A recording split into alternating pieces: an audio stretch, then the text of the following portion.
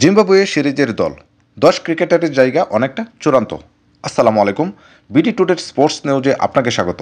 5 ম্যাচের টি-20 সিরিজ খেলতে আগামী 28 এপ্রিল বাংলাদেশ সফরে আসছে জিম্বাবুয়ে ক্রিকেট দল। আগামী মে মাসে চট্টগ্রামে 3টি ও ঢাকায় অনুষ্ঠিত হবে 2টি ম্যাচ। জিম্বাবুয়ে সিরিজের জন্য এখনও বাংলাদেশ দল আনুষ্ঠানিকভাবে ঘোষণা করা হয়নি। প্রধান কোচ চন্ডিকা হাতুড়ে সিংহে দেশে ফেরার পর ঘোষণা করা হতে পারে সেই দল। সাকিব দলে থাকায় ব্যাটিং এবং বোলিং দুই বিভাগেই বেশ কিছু পরিবর্তন আনার কথা ভাবতে হচ্ছে নির্বাচকদের। ওপেনিংয়ে বিকল্প হিসেবে থাকবেন তানজিদ হাসান তামিম। পেস বোলিংয়ে নিশ্চিতভাবে দলে থাকছেন মুস্তাফিজ, শরীফুল, তাসকিন।